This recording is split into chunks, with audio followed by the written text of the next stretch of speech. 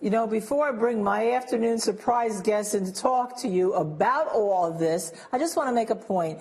Cole Haley, the first responder on the scene, these cases affect them. They affect the police. They don't just affect the family. He apparently, and you can see him there, he's absolutely terribly upset, and apparently, from what we understand, has just his whole life is just now upset from what he has seen.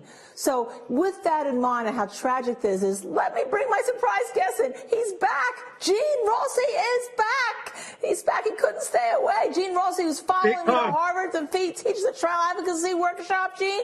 Okay, so what we have here is we have the woman who I count. She said, on testimony we didn't hear, help me. She said Eric did this. She said somebody set me on fire. She answered no to a question. I don't know. We didn't hear about what the color was. I don't think we got that point. She said her name was Jessica Chambers, not Chambers. So she was talking, she was hearing, she was acknowledging. Gene, how do you, Gene, as a prosecutor, get over this, that this name is not Quentin? Tell us. You do not. And by the way, I was trying to give you a hug over to Skype. No, on a serious note, Linda, now that I've rewatched this, I saw this with you and Bob a few months ago. It's the big elephant in the room, and the prosecutors, I give them A for effort. They're trying to put a square peg in a round hole. When you have 8, 9, 10 people that hear her say that it was Eric, possibly Derek, if Quentin Tellis doesn't have a nickname Eric or Derek, not guilty. Yeah, well, there's some indication that at one point the prosecutor went to somebody in jail and tried to get him to say that Quentin Tellis' nickname was either Eric or Derek. That's not very good, is it? That's horrible. He was I don't know if it's true. I just tell you what I read in the newspaper, you know. Right. Well, I think he did go and meet with this witness, but if that was true, I would call that person in my case in chief as a defense attorney. Wow. Well, the problem is, Gene, there's so much more to talk about. Is what the prosecution is going to try to do. We're going to evaluate that when we see after the next break. But it's not going to be very interesting in this regard. It's going to be people that weren't even on the scene. Okay, so to see who they are, you have to stay with us after this break.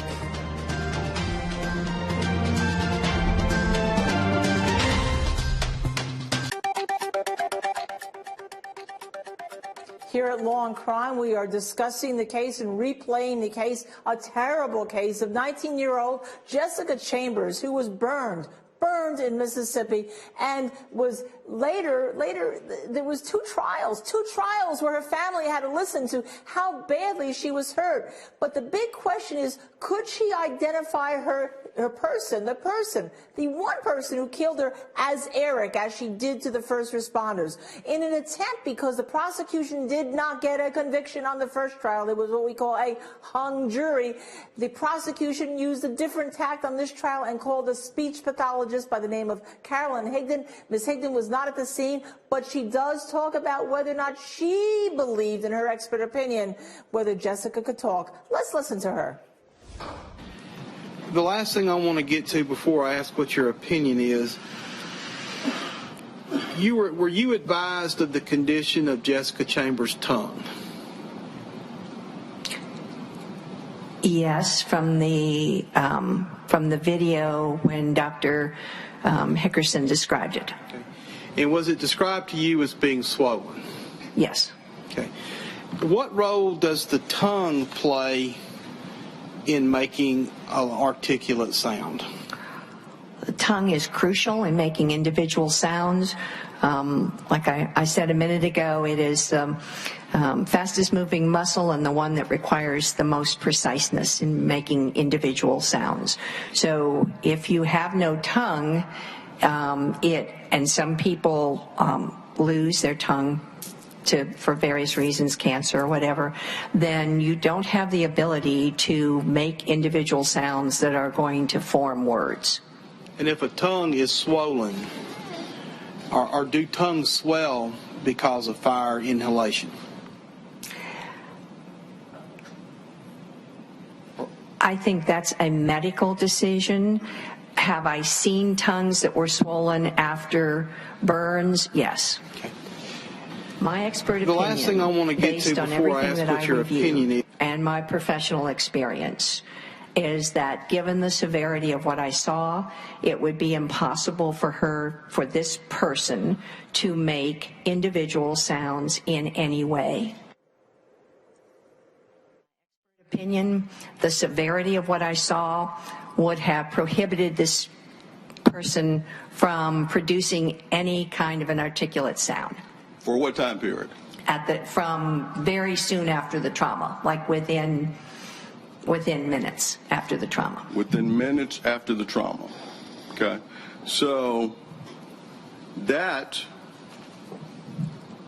would be based upon what? The severity of the burns and the pictures I saw of the vocal folds and the Dr. Hickerson's report of what was apparent when she did arrive at the med, as well as relating back to what went on during transportation to the med.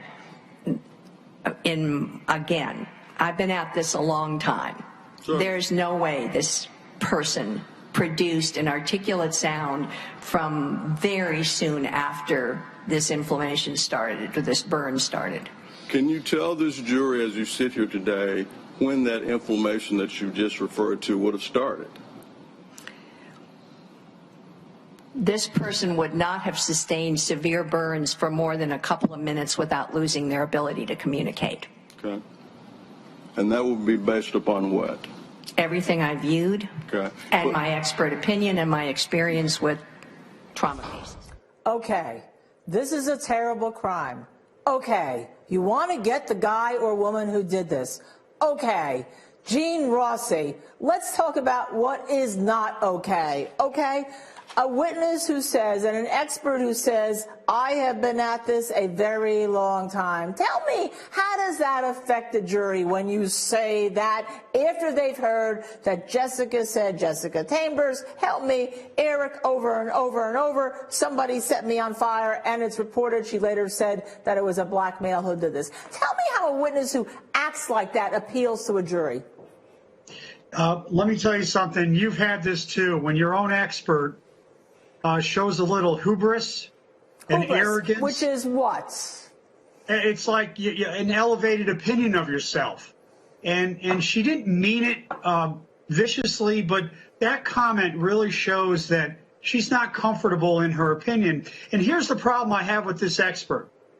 9 to 10 people heard the victim speak Eric or Derek, and she's saying that could not have happened. Right. Are they on hallucinogenic drugs? Are they intoxicated? Well, no, what's that's going on? The prosecution is attacking their own witnesses. The people that normally they call to support. They're saying they couldn't have heard what they've heard because she has been at this a very long time, and soon after she couldn't say this. Well, the woman walked, right? Yes, and here's the other thing, Linda. I'll guarantee those jurors, when they deliberated, they were pronouncing the word Eric. And when you say Eric, you don't even need your tongue. You're using your vocal cords inside. Oh, well, that was do that again, because we talked about demonstrations when we were in Bob's clip before in another case. But do that again. Say that again. This is what a jury do. Eric. Eric. How about? I'm not even using my tongue. What if she said Derek? Yes, and you can guarantee jurors are doing did the same thing, but it goes back to, Linda, you brought up a good point. This expert witness is they're trying to destroy the credibility of all the witnesses, including Cole Haley, who was an incredible witness. Mm-hmm. Yes, and the woman who came afterwards, and the fact that she walked, so she was breathing for a time, and she was talking, and she said, help me, right? Well, the other question is, on cross, I would have asked her, did you talk to the 8 to 10 people good point. who heard her speak? Did you talk to them to develop your opinion? She did not.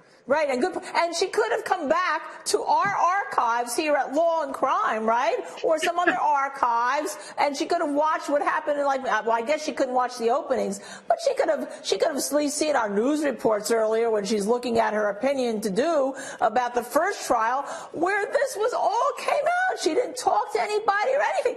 Gene, have you ever tried a case where the witness came in and said, "Well, this couldn't have happened," when 10 people said it did happen, and the 10 people were EMS and fire and police?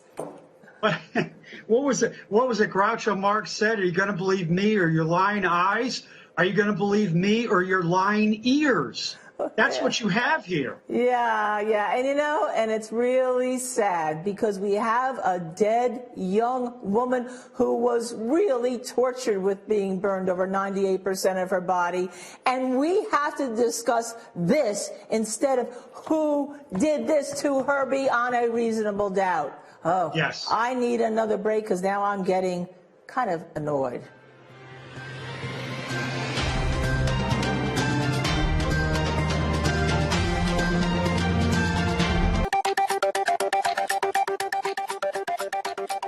Welcome back. I'm Linda Kenny Bodden. We have been discussing, watching, rewinding, rediscussing the brutal murder of 19-year-old Jessica Chambers, and the man who was on trial 2 times, not once, 2 times, for that murder. His name is Quentin Tellis. Now, in the second trial, because in the first trial, the state did not get a conviction because they could not prove their case beyond a reasonable doubt, they brought in 2 new witnesses. One we just saw, the speech pathologist. I think I may need her after that.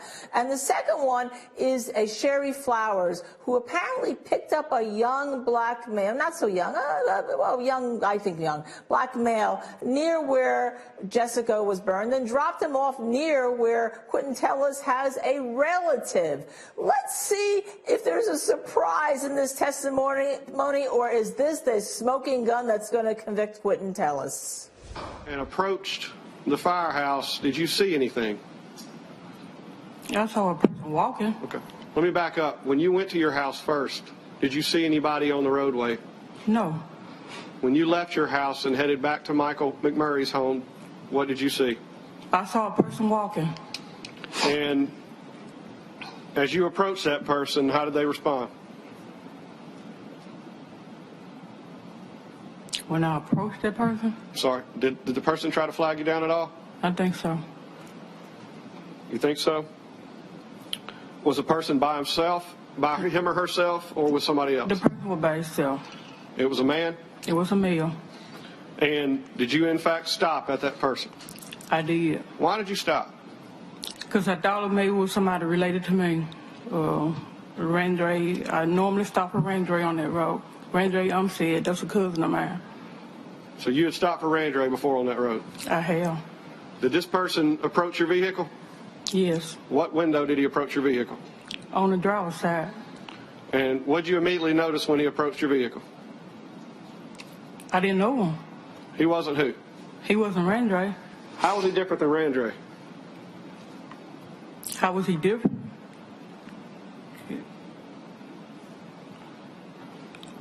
Excuse me, I'm not trying to confuse you. I'll move on. As you approach this person, you made contact with this individual. Yes. And you just told this jury you didn't know him. Right. And did that individual say anything to you? Well, he wanted to know which direction I was going. I told him I was going to Michael's house. I can't remember if he said he knew Michael or not, but he did ask me, could I drop him off on 51? And I asked him where he was trying to go. And he told me he was going to check. He heard his aunt's house had caught a fire. I said, who is your aunt? He said, Julie Chambers. He said Julia Chambers was his aunt? Yes, and Julie, I know Julie from doing my hair years ago. He knew Julia's house had caught on fire? Well, he said he heard her house had caught on fire. And based on your knowledge of Julia, were you okay giving him a ride? I was. And did you allow him in your vehicle? I Individual, did you show that exact spot, to the best of your knowledge, to ATF investigator Scott Meadows and United States Attorney's Intelligence Analyst Paul Rowlett? Yes, I did. And did they ask you some questions about this individual? Yes. And can you tell the jury the benefit of how old you suspected this individual to be? Early 20, maybe 19. And was it a African American or a Caucasian male? Yes, African American. What type of build? Would you call him small, medium, or large? Between small and medium. And what about his hair? What about his head? I couldn't see his hair. I mean, I think his head was covered. And what type of shirt did he have on? I don't remember. Okay. Was he wearing a big coat? No. What type of voice did he have? I can't describe his voice either, but I know it wasn't a deep voice. And you didn't know this person, correct? No. At the time, the only thing you knew that he was Julia Chambers' nephew. Right. Did you, in fact, give him a ride up the hill? Yes. And where did you drop this individual off? On Highway 51, across the street, not too far from Julia's house. Right there at the entrance of Old Highway 51 and New Highway 51? Okay, I have to bring Gene Rossi in on this. Tell me, Gene, I am sitting here perplexed. If you have somebody who picked up somebody who is near the scene and is being dropped as the person close to the aunt, who may be the aunt of the person who happens to be on trial, right? And you keep calling him the person, that doesn't seem like an identification of Quentin Entellus. And don't you need the identification of him here? And why would you put this witness on the stand if she couldn't identify Quentin Entellus? They're grabbing for straws. They really have a weak case, and they're just trying to put as many possible witnesses that possibly point towards this defendant. They're going to put them on. I got to tell you, that was a horrible, horrible witness, not as a person, but just as someone who contributed towards proving beyond a reasonable doubt. My God, I don't even think you have probable cause at this point. Well, Gene, here, let me give you this analogy. If the football, and you know, a big Jets fan, but they weren't so good this year, is on the 50-yard line, did that advance the football to the other team's side, or did it set it back? No, it was a holding penalty. It went back 10 yards. And you know, we're trying to, you know, with any terrible homicide, sometimes you have to have a little bit of like, we can't believe this is happening because we also want to get the bad guy. Now, maybe he was the bad guy. Maybe they just couldn't prove it. Maybe they know he's the bad guy. But the problem is, if there's no evidence, and if you try this person, there's double jeopardy if he ever gets, you know, at some point we'll attach you after so many mistrials, right? Well, that's maybe. Maybe not. Maybe not, right. You know what's interesting about this case? There's a possibility that he is 100% innocent. And 100% guilty. We don't know. We don't know. But this witness, I felt badly for her because they put her on the stand just to get, I took this person, he was black, he was 19 years old. They're just trying to put a human body near the scene of the crime. And, you know, there's been indications, there were some indications when this case was being tried, that it was like, you know, get the black guy who killed the young white woman. Like, you know, there's a play in New York going on right now called To Kill a Mockingbird, an update of the big novel. And that was obviously, it's something that people are concerned and should be concerned of, right? Well, you know what? I got to say this. My wife's from Greenwood, Mississippi. I love her dearly. This is Panola County. I think you had a horrific murder. You had some signs pointing towards Tillis. It wasn't enough to convict him. No way. And Gene, you know, we're going to now listen to the crux of what coming up, which is going to be an FBI agent that's going to lead to a possible interrogation, like a defendant talking to the police. Unlike before we talked about Roy Cohn earlier with Bob, who said you deny, deny, you deny. Let's listen to this FBI agent, Mr. Special Agent Blunt, about whether or not Quentin Entellus began the trip towards giving them a full statement. Shed. Did he show you anything else? Yes. And what did Quentin show you at the shed? A 5-gallon gasoline can. Okay.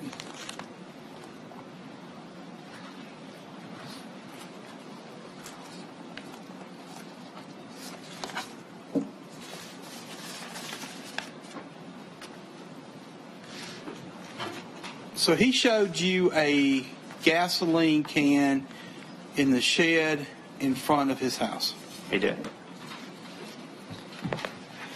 And did you finally, before you ended the interview, ask him about text messages that he had with Jessica?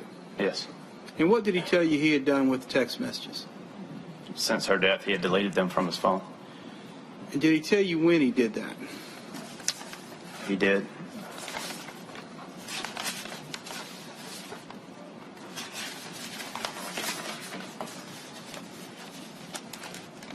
He stated that it was a few days after her death. You talked about this dirt bike that Mr. Tullis had. Yes. And you've got your notes there. What did Mr. Tullis describe to you concerning this dirt bike? He mentioned that he uses it for transportation. Okay. He rode around with it? Or he rode around on it? That's right. Okay. And where was the dirt bike? Did you actually see the dirt bike? Yes. Where was it? It was right at the door of the shed when you walk into the shed. Okay. Now, you've been out to that area, correct? Yes. And there's a door on the front of the shed when you're turning in from the highway. And then after you go through past the shed, there'd also be a door on the backside that would actually be closer to the trailer. Are you aware of what I'm speaking of? I'm not. Okay. I'm aware of the shed and the front door. I'm not aware of the rear door. No. Certainly. My personal witness, Your Honor? You may.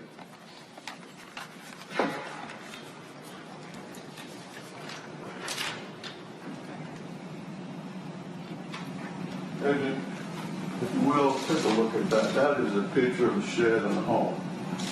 You testified that the dirt bike was actually sitting by the shed. Yes, by the door right here. So it was actually sitting in the front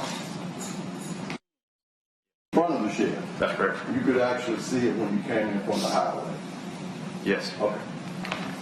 Just wanted to clarify that. Now, you talked about a gas can. Where was this gas can? It was in the shed. I believe it was when you opened the door. Yes, sir. That I was referring to. The gas can was towards the back of the shed. Okay. Was there, how did you all become engaged in a conversation concerning a gas can?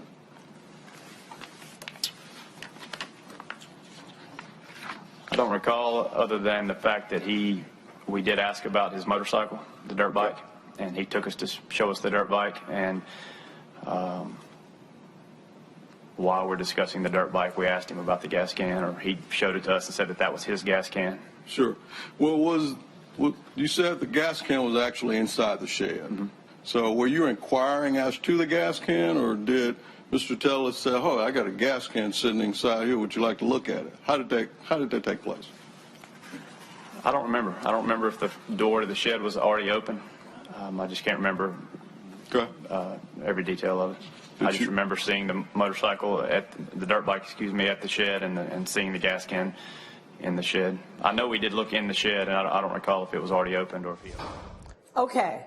So to try to solve this case, and appropriately so, the police department called in help from the FBI, from the ATF, and this is Mr. Blunt testifying about a gas can that Quentin Tellis showed him, because he was also showing him his dirt bike, which he calls a motorcycle, which obviously uses gas, and sometimes, as you all know, you go get gas in a gas can to fill up. So, Gene Rossi, help me here. This is the picture, the terrible picture of the car. It is annihilated, okay? And she was annihilated basically with it. She is burned. It is burned, okay? Terribly. Look at that. There's a lot of gas that had to be used, and gas was poured inside the car and poured on it. So probably you needed a gas can. But can you tell me how this particular gas can is linked to this particular crime? Well, if they had found a knife in that car, in my home in Alexander, Virginia, I have a whole drawer full of knives. Wait, don't answer. Fifth Amendment, take the Fifth Amendment, okay? You know, because we're going to discuss a stabbing that later on that this defendant may be accused of in another state. So I want you to take the fifth just in case you're a suspect. Okay, go ahead. I interrupted you. All right, Linda, this is not as bad as the expert who said that Jessica could not talk. Right. Okay. This is a close second. I feel badly for the FBI agent because he's got a dirt bike. He has a 5-gallon can of gasoline. Whoop-de-doo. He shows him the gasoline can. It's not moving the ball. The New York Jets, you're at the 50-yard line. This is moving the ball backwards. That's what they always went, by the way, just so you know. And with regard to this, there are certain additives each company puts in their gasoline. I don't know that there was any gasoline to test at the scene or in the gas can, but you can actually figure out whose gas it is by the additives that are put in, just like you can figure out different inks in your pen. I don't see any indication that was done, and maybe it couldn't be done. But what else could they have done then to tie him to the scene? Well, obviously there was no DNA, no hair fiber. There were no footprints. I was hoping there'd be some footprints. I got to tell you that whoever committed this murder, whether it's the defendant or somebody else, they sure did do a thorough job in getting rid of the evidence. Did the prosecution err by not looking further into somebody who may be named Derek, who may have a relationship with Eric or with this guy, or an Eric or anybody else? Did they err in not suggesting that maybe this was two people involved in luring into a scene and bringing gas to the scene? Was that an error? Well, my understanding, Linda, is that the prosecutors, to their credit, they did scour the countryside to see if there was an Eric or a Derek, and when that came up dry, then they went to their expert who said she couldn't say that. So to their credit, they did investigate the Derek-Eric angle. Well, wasn't there some boyfriend of somebody named Derek along the line? I mean, you have to have a town that there's got to be some Dereks or Erics, or a state, within like a 50-mile radius. I mean, I know the prosecution, and to the credit of the defense, they didn't go there. The prosecution said, look, she's just a nice young 19-year-old woman. There was some indication from somebody that maybe she was stealing drugs. To me, that's just garbage for this situation, because this was just a terrible, terrible, terrible crime that didn't deserve anything. But besides that, then what else do you do? So you have a gas can. What do you do with that gas can? That's my question. I have a gas can. I don't know what I would say in my closing argument, because if I'm a prosecutor saying he had a gas can, the car was burned with gas, therefore that points towards guilt. If I were a defense attorney, I would have gone nuts on that. Well, you know what? I think that they're going to do what police try to do, which is to get an interrogation. And guess who was in the courtroom to record leading up to even more witnesses talking about the discussions with Quentin Tellis and then his interrogation. Well, it was the Law and Crime Network. I'm answering my own questions. Stay tuned. We'll be back.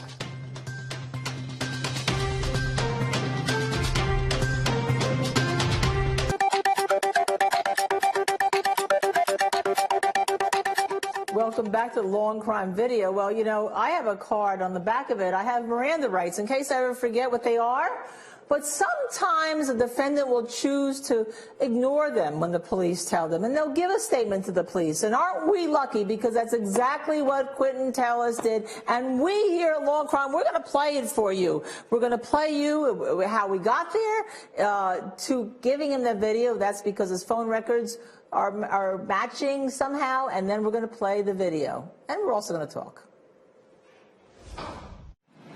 And basically, his phone and her phone were in the same places at the same times. That's accurate, yes, sir. Okay. Now, you also mentioned that he had said that he had tried to throw some or give her some money earlier in the day. When y'all went through the CCTV at the store, and they've been to the store, were you able to see any evidence of him coming across the street and giving her money? I never saw that on December 6th. No, I did not. And you looked at the entire day, is that correct? I did. Matter of fact, you looked at multiple days on that video, didn't you? I did. We looked for days before and after, yes, sir. Okay. Was a meeting called concerning this new information regarding Quentin. Yes, sir. And what was decided at that meeting that we needed to do? Well, we met, looked at what we had, and it's like, we need to further investigate this. And at that point, utilizing databases, Paul learned that Quentin was in Monroe, Louisiana, and we developed an interview strategy and then went to Monroe to interview him. Okay.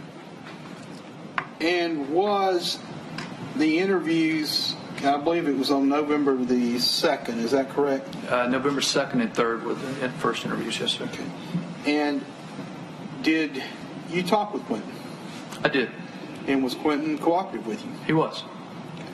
And prior to Quentin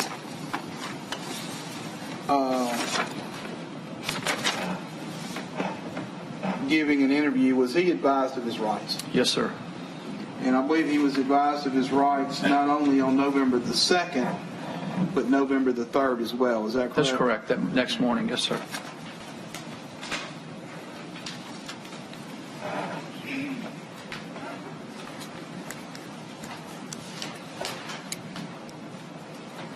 Just look through both those documents and tell me if you recognize them.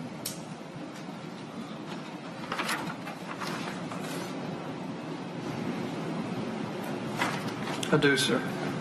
Well, It's a Miranda warning, waiver of rights, signed by Quentin Tellis. The first page was signed on November the 2nd, 2015. And the second page is a different form, but same Miranda warning, Miranda rights, dated November the 3rd, 2015. Your Honor, I'm offering this as an exhibit testimony. It's a collective two-page exhibit. Is there? None, Your Honor. You marked it?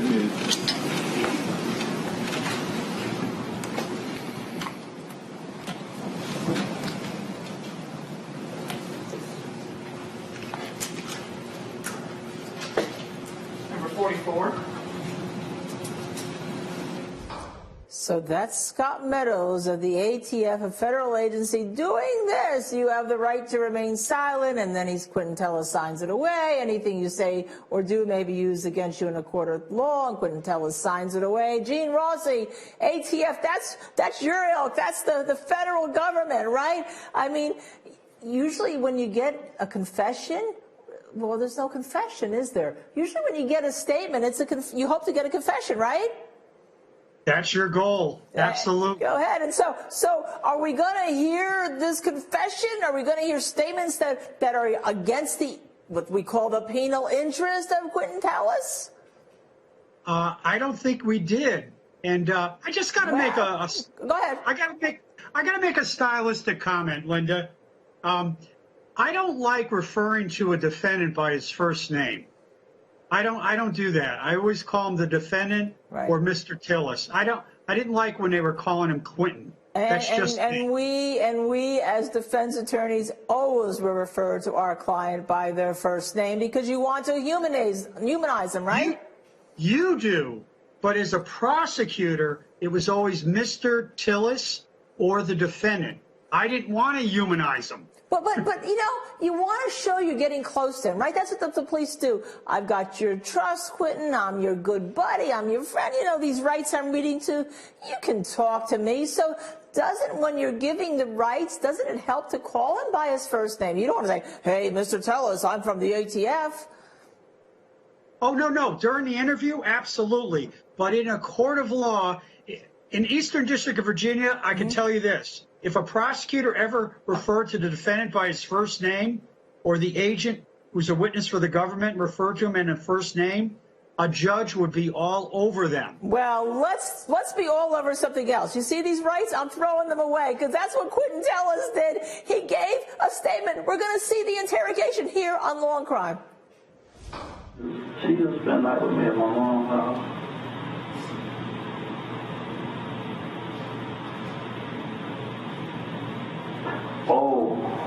I don't even know when I started talking to another girl, but I can't remember what my dog was talking to her.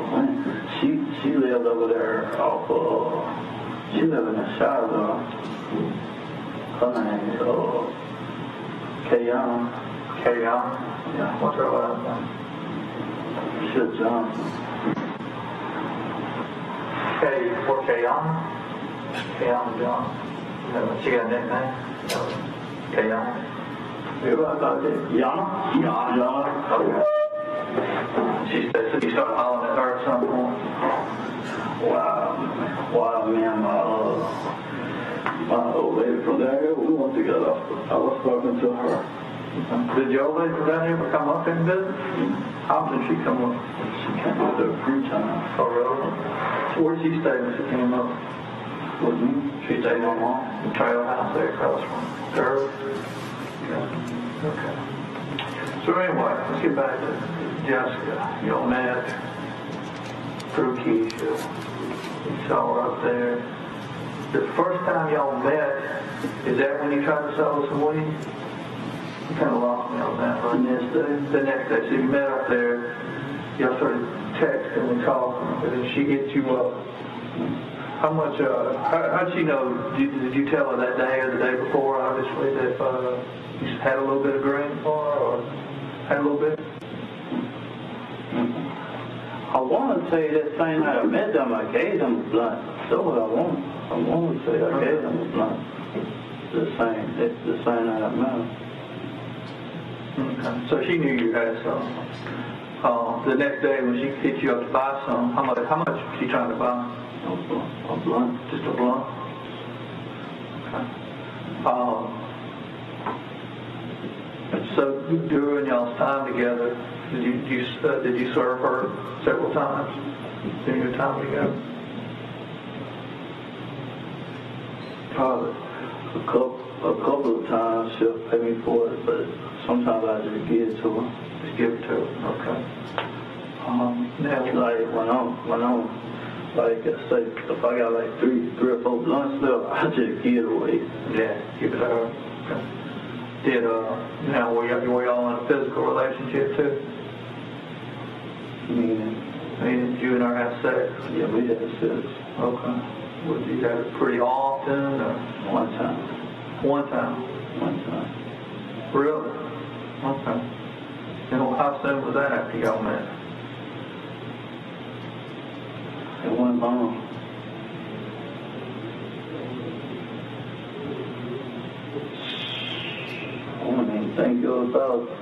I don't even think it was 2 weeks later. 2 weeks later. And where did that occur? What kind of sex? We had sex beside my mama's house. Beside the house? Like in the yard or? Or in the yard or in that big gravel lot out there? Yeah. The big gravel lot? In grass. The grass area? Okay.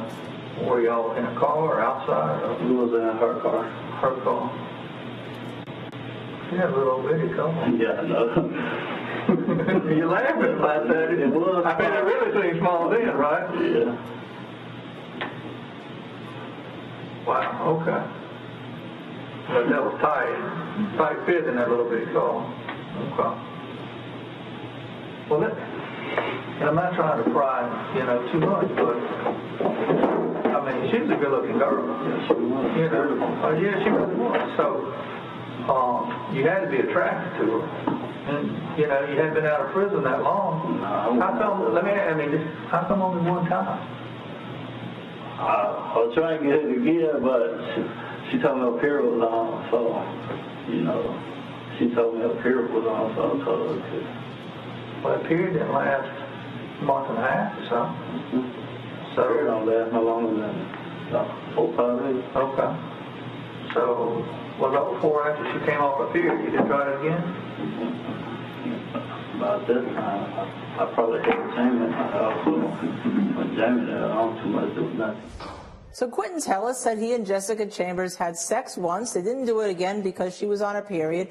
And the day she was killed, he deleted a lot of texts where he's asking her for sex and she says no. So Gene Rossi, I'm going to bring you in. Did that advance the prosecution's case? And if so, how? Yes, it did. Yes, it did. You're at the 50-yard line. Oh, my God, you said yes? Okay, I can't wait. No, you're at the 50. You're the Jets. And now you've gone about 8 yards. What's good about this testimony, the confession or the statement, is it places him in her car, and so he's familiar with her car and he's driven the car. Number two, they had a physical relationship, right, which means that on that day, maybe they carried it further beyond what they did initially, and it gives him a motive. I will correct you on one thing, though. I can't wait for this. Go ahead. No, just a minor point. He did not delete the emails or text messages on the day she was killed. Right. It was several days later after the police started sniffing around. And, Gene, let me just say one more point that you probably don't know is that later on they questioned him about a burn on his hands or whatever. And we all thought, wow, we've never heard that the burn on his hands. Maybe he did this. But it turns out the cops knew the burns from for another time. They had been there. They weren't new burns. They weren't related to this. So this is the crux of the interrogation that I'm telling you that you just saw. Now we're going to have to see how the prosecution later uses this. But first, we have to go to another break.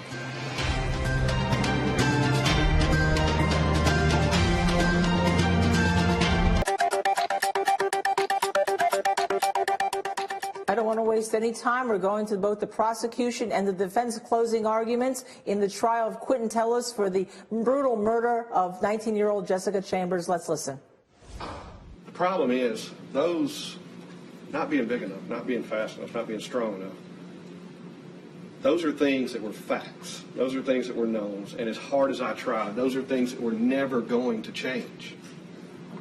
Dr. Hickerson testified to you in regards to Jessica Chambers' condition. She had adrenaline. She had the desire. And absolutely, did she want to communicate? I have no doubt. But starting with what even Dr. Higdon told you what it takes to produce articulate speech, Dr. Hickerson told you Jessica did not have. It was like she had a cast around her body. She was constricted so tight by that leathered torso, that leathered skin, that she couldn't get air out. In her airway, she had thermal injuries, as was testified by Dr. Barnhart and Dr. Hickerson, that she had soot in her airways. It was red. And she had thermal, or what Dr. Hickerson testified were chemical injuries which affected her ability to speak. And worst of all, her throat, her tongue, her mouth, her lips were sustained with third-degree burns. He talked about those lips being leather, or would not move. That tongue, even Dr. Barnhart told you the blood vessels were still pumping. When they say the interior is atraumatic, that's true. The interior is still working, but that outside just was a hard cover, and it swelled. It almost swelled out of her mouth. Just like me wanting to be a professional athlete, Jessica Chambers wanted to speak, had the desire to speak. But just like me, when it came to those facts that kept me from accomplishing my goal, there were facts, there are knowns that the doctors told you would keep her from accomplishing that goal. Jessica Chambers was just unable to articulate. Do you remember what I told you Tuesday morning? As I got started, I said the evidence will show that on Saturday, December 6, 2014, nearly 4 years ago, I said that Miss Jessica walked and she talked. And she didn't try. She told them who did this to her. She also said her name. She said Jessica. Some points she said Chambers. She said, he set me on fire. Eric set me on fire. Those are the facts. Now, I know the state had Dr. Hickerson there to testify and talk to you about what his opinion was, but Dr. Hickerson was not there. He just wasn't. The medical personnel was there, the emergency responders, the firefighters, they were there. And you know what? Each of us knows that medical science is not absolute. It's not 100%. And miracles do happen. things happen on a day that ordinarily his opinion may be one thing, but what 9 other people witnessed, that's what they heard that day. Now, the state really talked about pieces of this puzzle.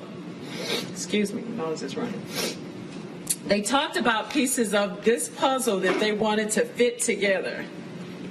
And the state talks about that continuously. That's what happened. Now, I do take a minute to commend all of those persons who were out there that day for documenting what they felt like they heard, and that's what they did.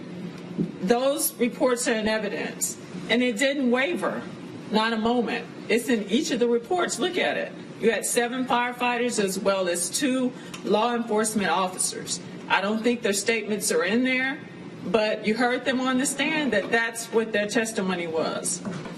Now, ladies and gentlemen, you all went out there. We were all out there. And we heard the noise level. And I saw several of you kneel down to hear what it would sound like where she was laying there, where they had her.